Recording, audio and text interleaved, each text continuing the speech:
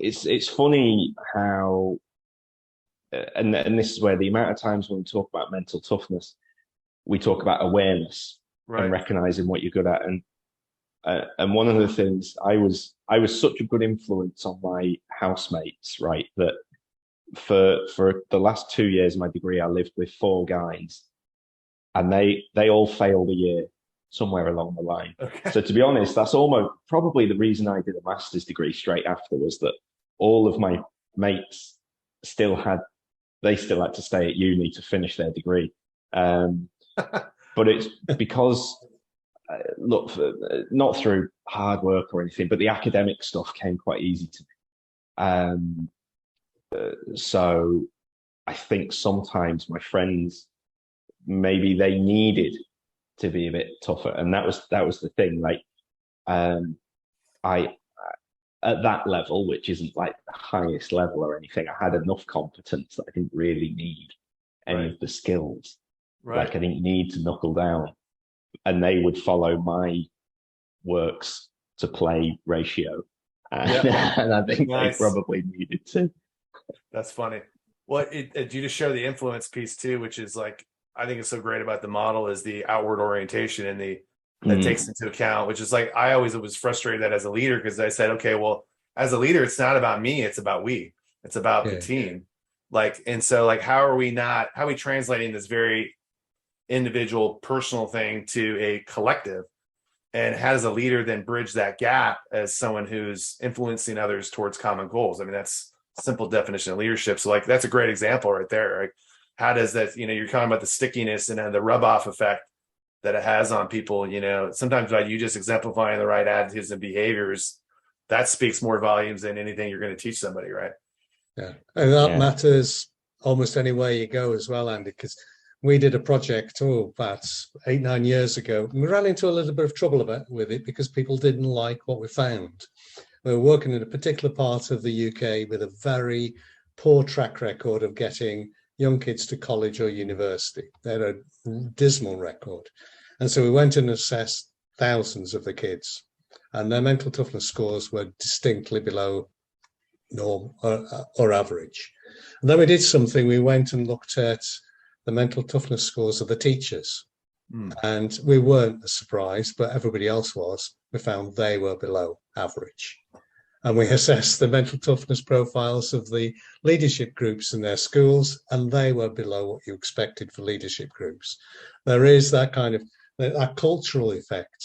Yeah. Where if you don't have the right people with the right level of self-awareness and understand what it is that creates success and what doesn't, you can't create that culture where everything else will prosper. It's like gardening. If you don't prepare the ground properly, you'll never get stuff to grow. Sure. So we're beginning to see a lot more work around developing culture, which I think is quite valuable and quite important. Absolutely. I'm interested, Andy, to know, listening to you, it sounds like North America, the United States, are quite a way advanced in terms of understanding mental toughness compared to the rest of the world. Oh, I tell you, I could take you by the hand and take you to some parts of the world where they look at it and they think, what the hell are you talking about?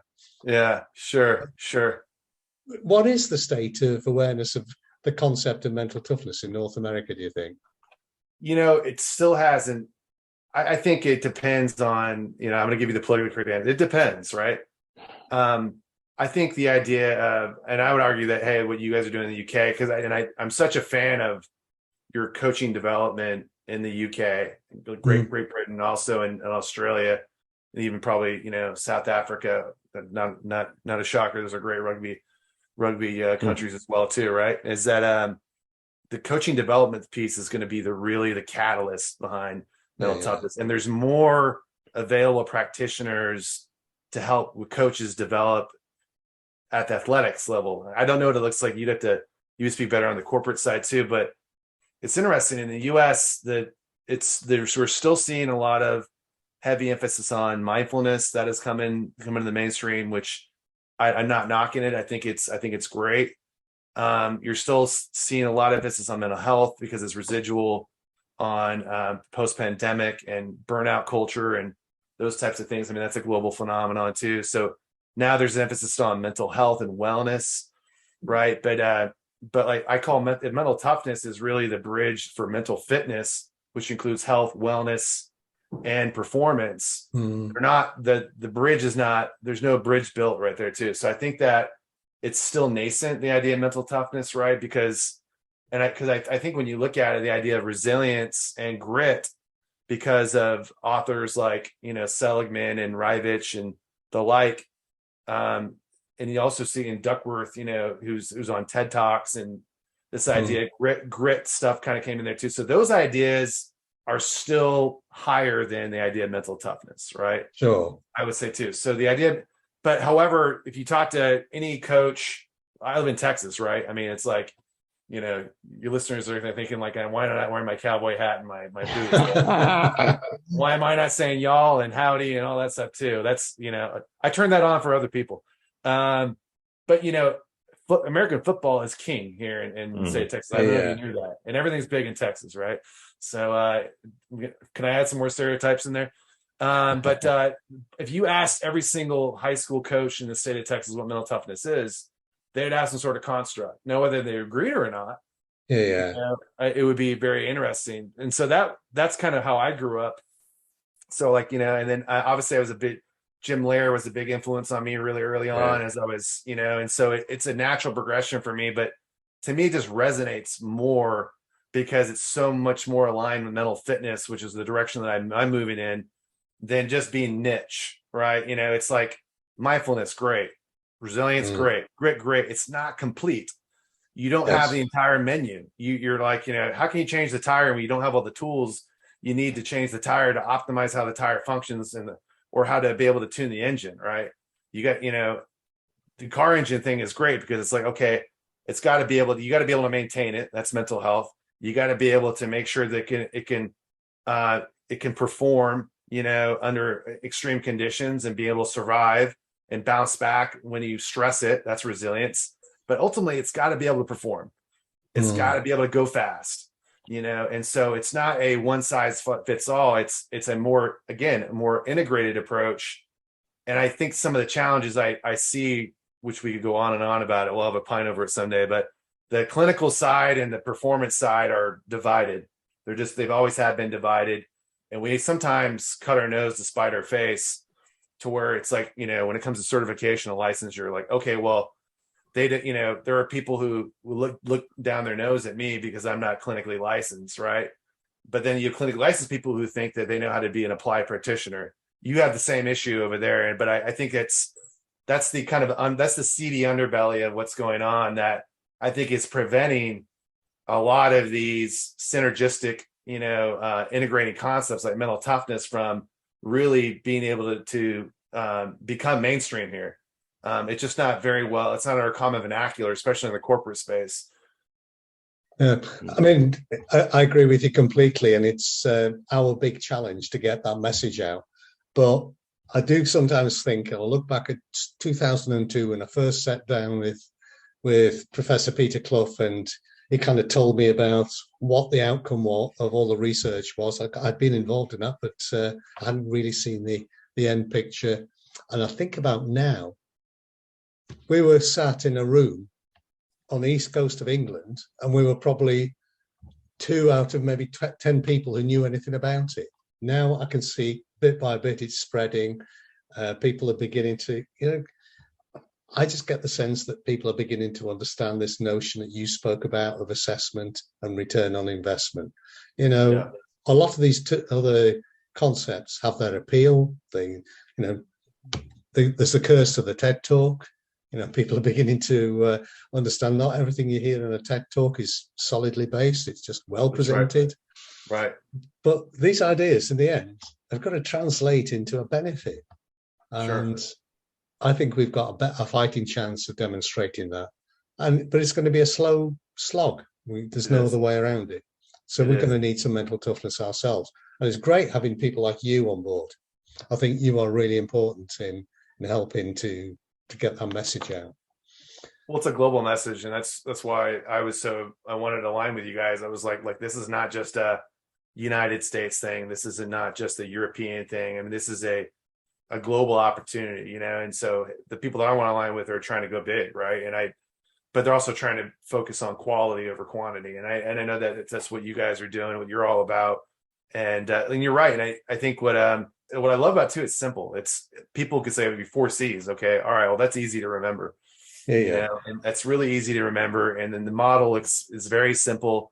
And then what I've seen is the lights come on when you start to say, oh, well, we've got resilience training or, grit training. And I'm like, oh, well, this includes that too. Let me show you how it's related to it's all those are encompassed in this concept. And that's when I think well-informed people are like, that's when the lights start to come on. They're like, oh, so I can get those concepts and mindfulness is already baked into all of this. Yeah, of course. Right. And then of course, I want to get your guys' feedback maybe offline is that I include the character piece in there too, because I think the values, beliefs, purpose, and identity is central to you. So when I took the 4C model, I put around the hub. It's not the 5th C, Doug. I don't want to don't blow a gasket on me. No, it's not. I don't want to do the 5th C thing but that it's really the core of the 4 C's. It's still 4 C's, but I think character is central to that. And that's another piece that I think is incredibly useful and important in supporting those concepts. Yeah, I think that sounds really interesting because it's when we talk about self-awareness a lot and the value of being aware of your own mental toughness and your own mental sensitivities, because that's what enables you to recognize, here's where I might need some support strategies. Here's how I might impact other people and things like that. But that self-awareness is also, okay, how does that align with my why? My why do I do this?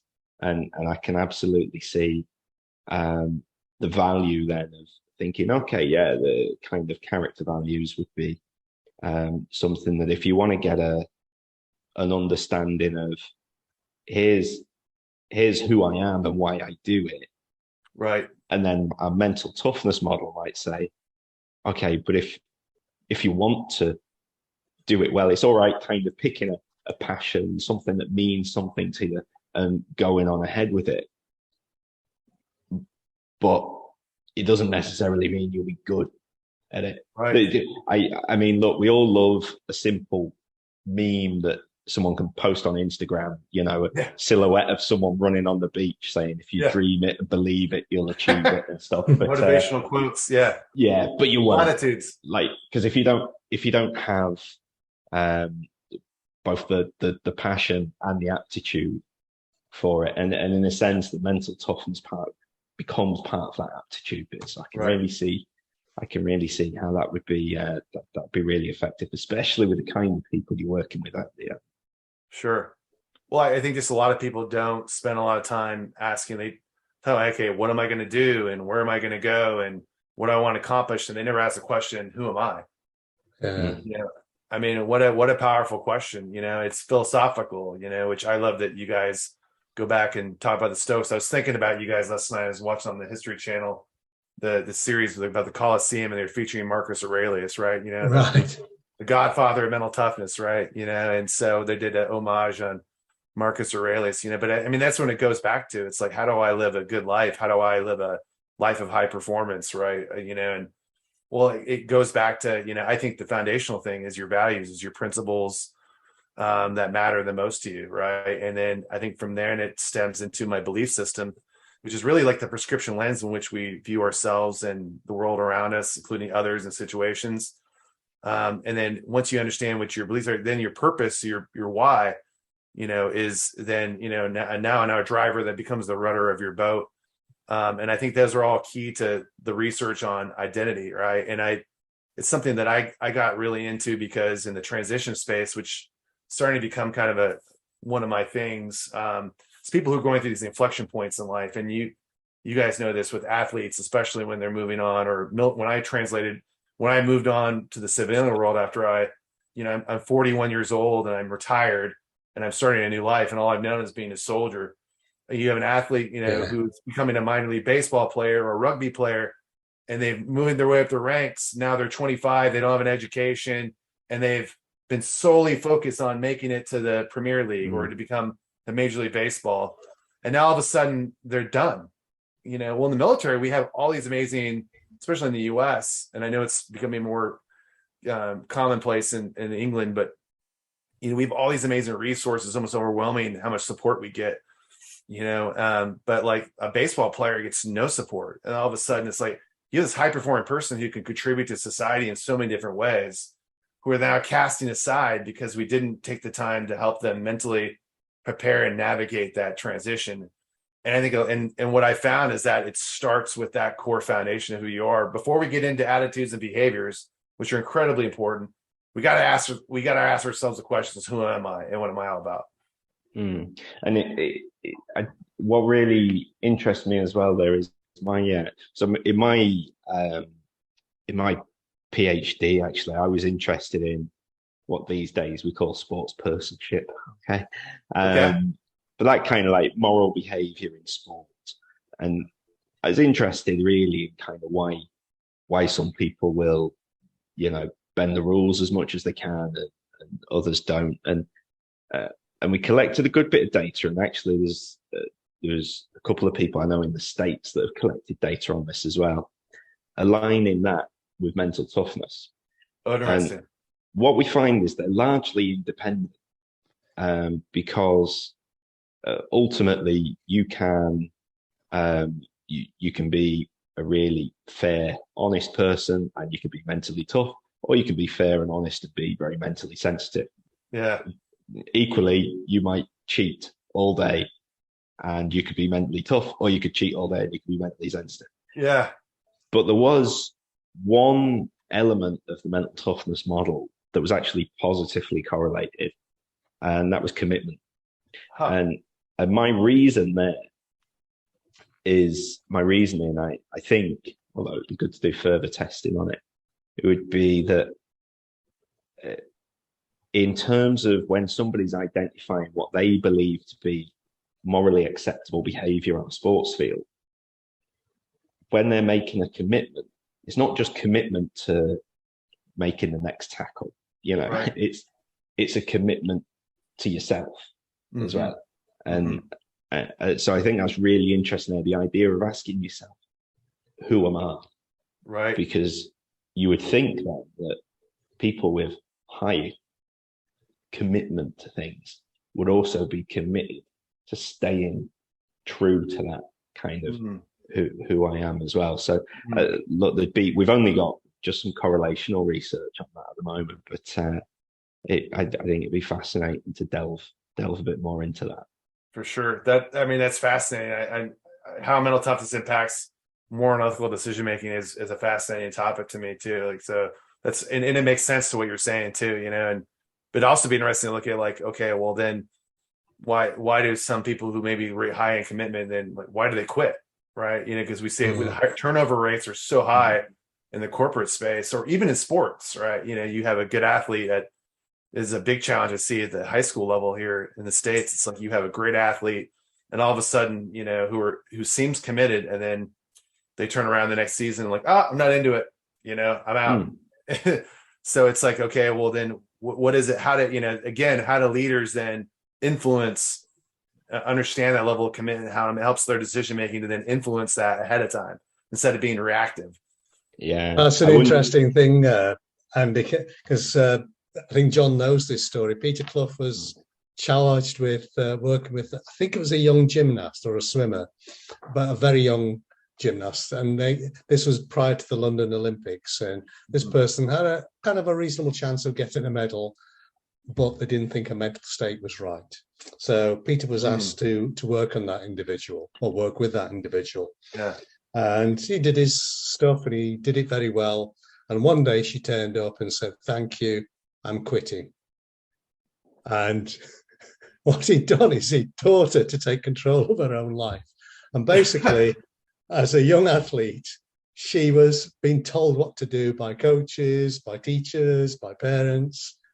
She wasn't in control. So he basically taught her to take talked her out of her sport. But give Peter his due. He saw that as a success. He worked himself out of a job. And I think that's our job practitioner is to empower your clients. I've had the same thing happen where, when I was aligned with a company I won't name, that, to where they had a license and they assigned me as a coach, and, they were maybe on the fence ahead of time, and through our work together, they decided to go pursue what they want to go do, which is start their own business or get to go in a new job. And so I don't know if that data ever got reflected back on me, but I hope not. I'm sorry. It's like, you're just doing your job, and, hopefully the people are going to do what they need to do. And sometimes that's the best thing for them, is to cut their losses and move on. Cut your losses. I call that grass ceiling. It's knowing your limits. Yeah. And sometimes I suppose that that kind of turns it back on the organization or the leaders of the organization, where you go, well, what is it about our culture that's saying to be successful, it's all about sacrifice and, trudging on and going through pain and misery to get there? Why can't it be kind of this nicer balance of hard, because achieving hard things is fun, but that celebration element and recognition as well. Sure. Yeah. Andy, I think we've taken a great stack of your time. I think we'd love to do it again, Andy, because I think there is so much to cover. What I'm appreciating is just how much experience and knowledge you have about the subject of mental toughness. And I'm sitting here thinking, this has been a real learning experience for me, and, your ability to put it over so clearly really smacks of your grasp of the subject. And for me, there are tons of takeaways from this, but I would say there are three things that have really stood out. One was when you spoke about your experience in Iraq and Afghanistan, irrespective of all the skills training, the one thing that carried the day, that was your phrase, was mental toughness. That was the thing that made a difference. Mm-hmm. And then I really like your description of an interdisciplinary approach and an integrated approach, because this is what we're beginning to work on. You might have noticed some posts where we talk about how mental toughness can give you a different perspective on trust. And the reason why we're doing that is to be able to get people to think, well, how does it link to trust? Mm-hmm. These are not two separate subjects, they're connected. Mm. And, so you're sort of beating that same path, and that's great. And then I love your reference to assessment and evaluation. How can you make progress if you don't work out how well you've done or why it happened, and then say, could it have been better? Mm-hmm. It's been brilliant. It's been brilliant. So I think there are going to be a lot of people taking stuff away from this. What do you think, John? 100%. Yeah, it was great. I've not met you previously before, Andy, so it's great to meet. And I can assure you, as long as you're happy to take a call, it won't be the last time. So, but yeah, I just think it's. Do you know what I love getting is hearing people put stuff in their own words with their own terminology. Yeah. We kind of all got we've all got this same grasp of the underlying constructs we're talking about, and also like the application of it. So when you're talking about the phases and stuff like that, I think I love that. Because that's the application, and that's one of the things why I do this kind of stuff is I don't want to just be one of those academics that is just writes papers for other academics in fancy language that doesn't make sense to the rest of the world. Because what I'm really interested in is how does that have an impact? And when I hear you describe your experiences in different contexts, I think that's why we do it. So it's fantastic. Andy, I think there's going to be a lot of people who will want to get in touch with you once they've listened to this. I'm sure they do after every podcast you do. I see you do quite a few. How can people get in touch with you? Yeah, absolutely. First, I just want to make a comment that I'm so honored to be in the community with you guys. I learned just as much from you. That's what mastery is about, and it's all in the service of helping others. And I think there's no greater cause, especially helping develop their mental toughness and mental fitness. So thank you for that. I'm honored that to have this opportunity and continue to grow our community and grow the cause. So to get a hold of me, few different ways. One is on social media. As Doug alluded to, my kung fu on social media is strongest on LinkedIn. So you can definitely there. I'm pretty active on there too. Posted a series of articles. As well too. I'm on Instagram as well under Coach Riise. My last name is pronounced Riise, but it's spelled Riise. It's a Norwegian name if you're curious. And then I'm on Twitter, and that's still an anomaly to me, but I'm figuring it out. And trying to muddle through on Twitter and use it the best I can. More to follow. I'll post when my website's coming up with Design to Perform. You find me as well too. And then I'm associated with the one company that I'll talk about is Limitless Minds. I'm super excited to be a part of them too. You can look at our website. They were started by Russell Wilson, which is a famous NFL player here in the United States, and who's married to a rock star that you may have heard of before him. It's called Sierra. And he's really big practitioner of mental skills. He started Limitless Minds with the late, great Trevor Moawad, who's really big in our field in the United States. And they're quickly becoming the Peloton of mental fitness. So they're really taking this and exporting it out, mental skills out through a digital platform. And like I said, because, product scale, you don't want to take the people aspect out of what we do because we're in the people business. But I'm a room tilter and mental performance coach with them, and I'm super honored to be a part of their movement as well. Because they definitely adhere to mental toughness. And if you download their app, which is called Limitless Live, I have my own channel, and I'll exclusively be talking about mental toughness on that channel and the 4C model. Brilliant. It's been our honor, Andy. Really has. You could be mentally tough and